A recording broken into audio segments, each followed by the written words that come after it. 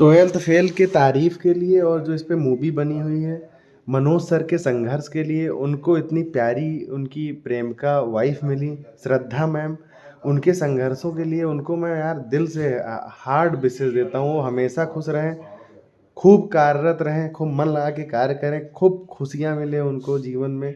उनके मैंने इंटरव्यू भी देखे थे अभी लल्लन टॉप पर। उन्हीं की किताब के कुछ पार्ट हैं जो आपको झकझोर के रख देंगे। मैं लूँगा 15-20 मिनट आप लोगों का, आप लोग कंटिन्यू रहना, मैं पढ़ के सुनाऊँगा आप लोगों को। आइए शुरू करते हैं।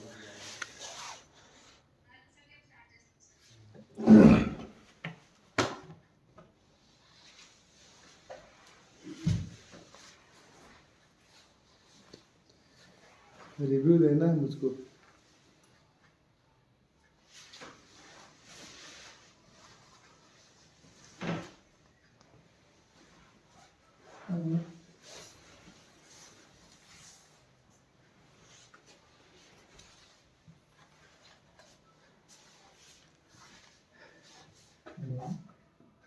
कुछ पार्ट हैं जो अच्छे अच्छे हैं, वो सुनाएंगे। घोसीपुरा इन्होंने अपनी लाइब्रेरी की जॉब ग्वालियर की छोड़ दी। ऐसे थोड़ा रद्दी बिकती थी उसमें, तो कुछ इन्होंने कम बिकी, दाम भी उसके मतलब कम निकली होगी तो कम बिकी। पिछले साल 7,000 की बिकी थी, अब की 5,000 की बिकी। तो इसके बाद इसको जो उनके हेड थे मतलब लाइब्रेरी के, उन्होंने कहा, साड़ी की उनकी दुकान थी तो कुछ बनिया माइंडेड थे, तो उन्हें उनके ऊपर बोल दिया कि पिछले साल तो ये भाई 7,000 की बिकी थी कि 5,000 की क्यों बिकी। तो इनको बात हर्ट हो गई कि आज तक मतलब मैंने झूठ नहीं बोला, बेईमानी नहीं किया। तो उन्होंने वो नौकरी छोड़ दिया। उसके बाद ये आटा चक्की पे आगे काम करने। तो इनका दोस्त मिलने आया है इनसे, पता ढूंढते ढूंढते। सुनिए, घोसीपुरा ग्वालियर की एक पिछड़ी और घनी बस्ती है, जहाँ जौरा सबलगढ़ जाने वाली नैरो गेज ट्रेन का स्टेशन भी है। ढूंढने पर पांडे को आसानी से गणेश मंदिर मिल गया। मंदिर के पास जगह जगह घूरे और गंदगी के ढेर लगे हुए थे। पास की गंदे पानी की नाली बह रही थी। पांडे ने वहां खड़े एक लड़के से घनश्याम आटा चक्की का पता पूछा और अपनी अगली गली में आटा चक्की के पास पहुंच गया। वह समझ गया था मनोज ने आटा चक्की वाले के यहाँ कमरा किराए से ले लिया है। आटा चक्की पर एक लड़का सफ़ेद बनियान और लाल रंग के पैंट पहने गेहूं पीस रहा था और उड़ते हुए आटे के कारण सफ़ेदी में लगभग नहा गया था। पांडे ने लड़के के नज़दीक जाकर मनोज का पता पूछना चाहा। नज़दीक जाकर पांडे ने देखा तो वह एकदम चौंक गया। आटा चक्की में काम करने वाला लड़का मनोज ही था। पांडे ने जब मनोज ने जब पांडे को दुकान के सामने खड़ा देखा तो मुस्कुरा दिया। उसने पांडे से कहा, थोड़ी देर में मेरा काम पूरा हो जाएगा, फिर कमरे पर चलेंगे। पांडे चक्की के भीतर खड़ा होकर मनोज को काम करते देखता रहा। आधा घंटा काम करने के बाद मनोज ने अपने शरीर और बालों से आटा साफ किया, पास ही खूंटी पर टंगी शर्ट पहनी, दुकान के बाहर आकर दरवाजा बंद किया, ताला लगाया और पांडे के साथ चल पड़ा। पांडे बिना कुछ कहे चुपचाप अपनी साइकिल हाथ में पकड़े चल रहा था। तंग गलियों से गुजरकर थोड़ी देर में मनोज एक मकान के सामने पहुंच गया। पांडे ने मकान की दीवार से अपनी साइकिल टिकाई। मकान की गैलरी और छोटे से आंगन से होकर मनोज के सबसे पिछले हिस्से में पहुंचकर मनोज ने एक कमरे का दरवाजा खोला। दिन के उजाले में भी कमरे में अंधेरा था। मनोज ने लाइट जलाई। पीले रंग का धुंधला प्रकाश कमरे में फैल गया। जमीन पर गद्दा बिछा था, आले में किताबें रखी थीं। कोने में एक स्टोव और कुछ बर्तन थे। एक लकड़ी का स्टूल भी पास में रखा था, जिस पर पांडे बैठ गया। 200 रुपये किराए हैं कमरे का। वैसे तो 300 है, पर एक साहित्यकार हैं घनश्याम जी, उनका मकान है। लाइब्रेरी में आते थे, मुझे बहुत पसंद करते थे। मैंने उन्हें अपनी समस्या बताई तो उन्होंने सस्ते में यह कमरा दे दिया।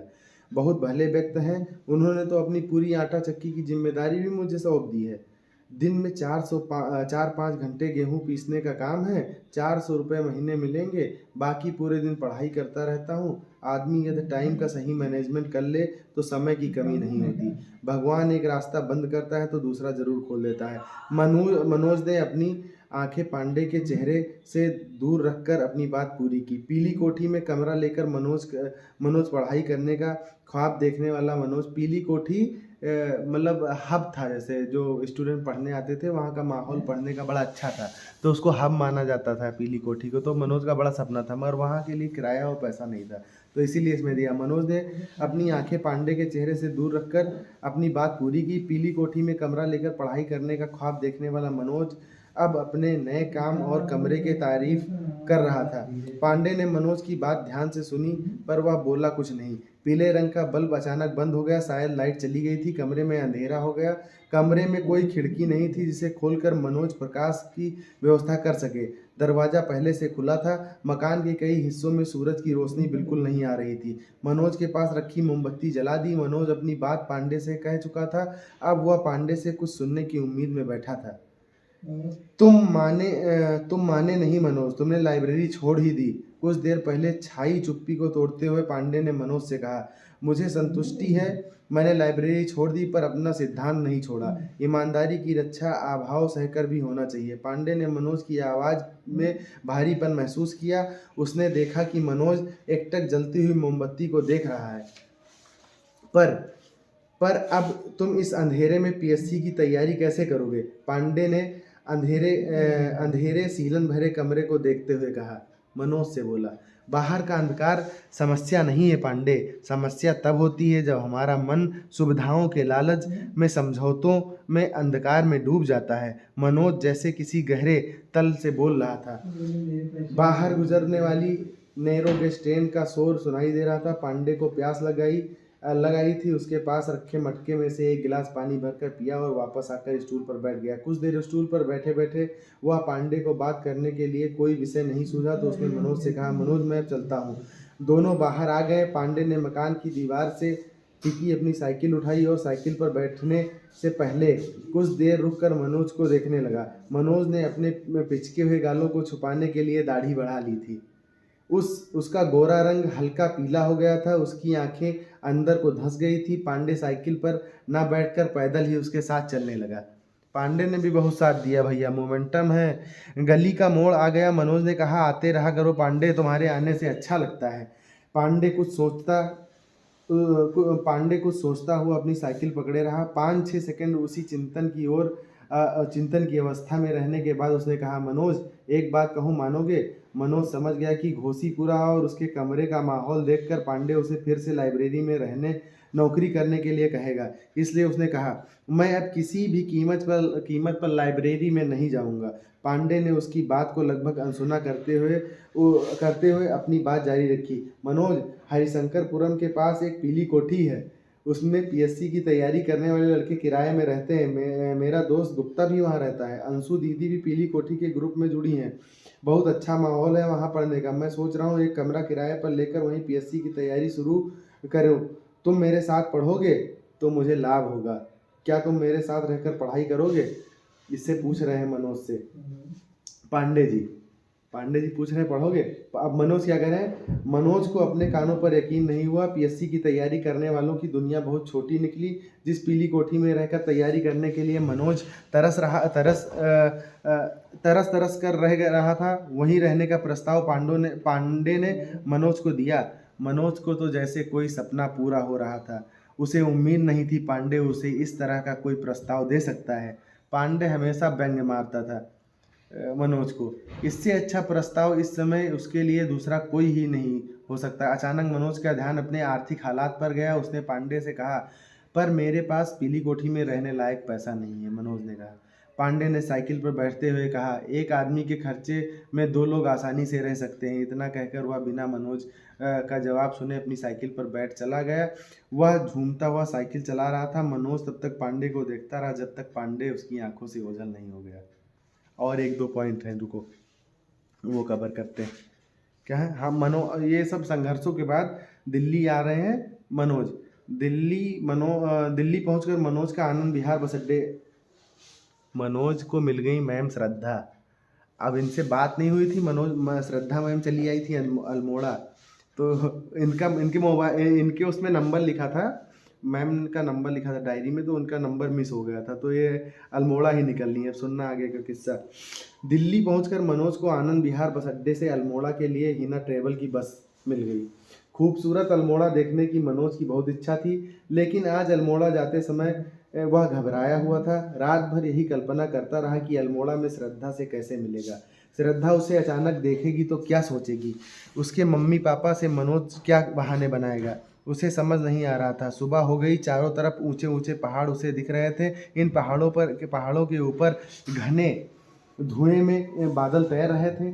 उसे लग रहा था कि बस के बाहर हाथ बढ़ाकर वह इन बादलों को छू सकता है। बादलों के साथ धुंध भी चारों तरफ फैली हुई थी। ऐसी प्राकृतिक दृश्य उसने पहले कभी नहीं देखा। मनोज पहाड़ी सौंदर्य में डूब सा गया। उसे लगा कि इसी सौंदर्य के कारण ही श्रद्धा भी इतनी सुंदर और भली है। पहाड़ी सौंदर्य को निहारते हुए मनोज अल्मोड़ा पहुंच गया। अल्मोड़ा पहुंचकर मनोज एक सस्ते और लॉज में जाकर तैयार हुआ और पांडे द्वारा दिए गए हिंदी साहित्य के नोट, पांडे ने हिंदी साहित्य का नोट दिया था कि तुम श्रद्धा के घर जा रहे हो तो इसको एक बहाने से देना, पेश करना। खाली हाथ कहाँ पहुंच जाओगे कि मिलने आया हूँ मैं नोट वोट देना है घर पर। साहित्य की नोट के लिफाफा लेकर बाहर सड़क पर आ गया। उसे श्रद्धा ने अल्मोड़ा के बारे में कुछ बताया था। श्रद्धा ने बताया था कि अल्मोड़ा में माल रोड है, माल रोड के नीचे सर्वोदय नगर है, यहीं से 50 सीढ़ियाँ नीचे उतरकर उसका घर है। जिन सीढ़ियों पर रोज श्रद्धा आती जाती थी, आज वह उन सीढ़ियों पर था। इन सीढ़ियों पर श्रद्धा के नज़दीक होने का एहसास उसे हो रहा था, लेकिन जैसे जैसे वह सीढ़ियाँ उतर रहा था वैसे वैसे उसके भीतर का आत्मविश्वास भी कम होता जा रहा था। 50 सीढ़ियाँ नीचे उतरकर मनोज एक बड़े से घर के सामने आ गया। घर के दरवाजे पर एक नेम प्लेट लगी हुई थी जिस पर लिखा था गणेश चंद्र जोशी प्रोफेसर।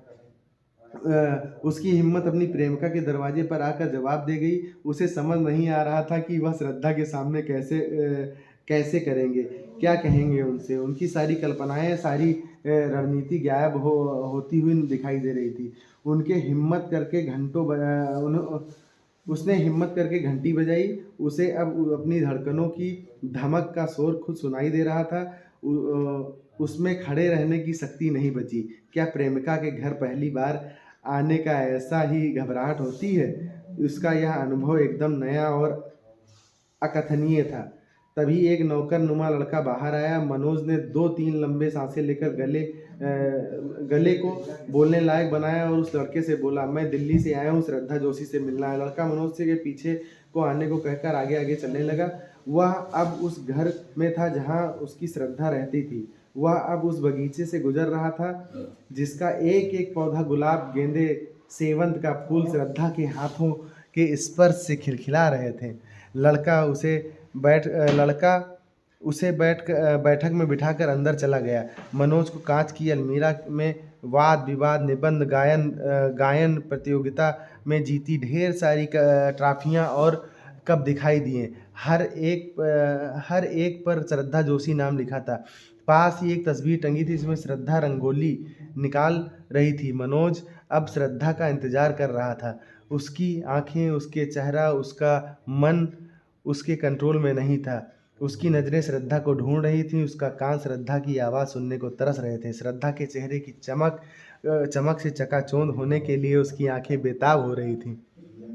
समझ रहे हो विनोद? मोमेंटम है भाई, मोमेंटम। तभी अंदर से श्रद्धा की मम्मी आई। मनोज ने श्रद्धा की मम्मी को नमस्ते किया। आंटी जी, मैं दिल्ली से श्रद्धा के साथ पढ़ता था। श्रद्धा की मम्मी ने अभी तक श्रद्धा को नहीं बुलाया। क्या पता पहले वह मनोज को परख लेना चाहती थी। फिर श्रद्धा को बुलाया। मुरैना की तरह किसी अनजाने लड़के से अपनी लड़की को न मिलने देने का रिवाज अल्मोड़ा में भी हो, ऐसा तो नहीं श्रद्धा घर पर न हो, कहीं बाहर गई? कई तरह के प्रश्न, आशंकाएं, उम्मीदें मनोज के मन में आ रही थीं। तुम दिल्ली में रहने वाले हो? श्रद्धा की मम्मी मनोज से पूछा। उसे अब मम्मी को जवाब देने थे। मैं ग्वालियर का हूँ, मनोज ने उत्तर दिया। मनोज मम्मी से ज़्यादा बात करना नहीं चाहता था, पर मम्मी के पास आज शायद पर्याप्त समय था। ग्वालियर, भिंड, मुरैना का तो नाम सुना है, मम्मी ने मनोज से कहा। मनोज को यह सुनकर अच्छा लगा कि उसके शहर का नाम दूर पहाड़ों तक रोशन है। मम्मी ने अपनी अधूरी बात पूरी की। अभी भी वहाँ डाकू बंदूक लिए दिख जाते हैं क्या? सुना है वहाँ बहुत लड़ाई झगड़े वाले लोग रहते हैं, बात बात पर बंदूक चला देते हैं। संगीत की शिक्षिका अब समाजशास्त्र में रुचि लेने लगी थी। मनोज को यह चर्चा अपने भविष्य के लिए खतरनाक लगने लगी। उसे पता नहीं था कि चंबल की बंदूकें बिना बोले अल्मोड़ा तक खौफ पैदा करती हैं। पर उसने बात संभालने की कोशिश की। अब ऐसा नहीं है, पढ़ाई में ग्वालियर बहुत आगे है।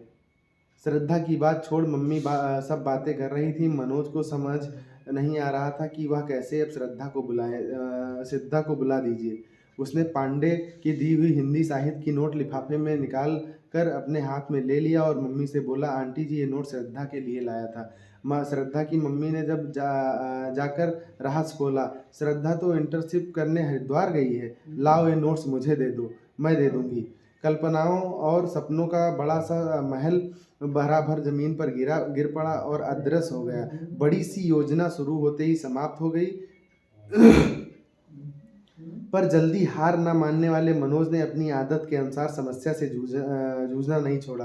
मनोज ने हिम्मत करके मम्मी से कहा, मम्मी श्रद्धा का फ़ोन नंबर चाहिए, मेरे पास था, मुझसे कहीं खो गया। मनोज ने इस बात की चिंता छोड़ कि श्रद्धा की मम्मी उसके बारे में क्या सोचेगी। श्रद्धा की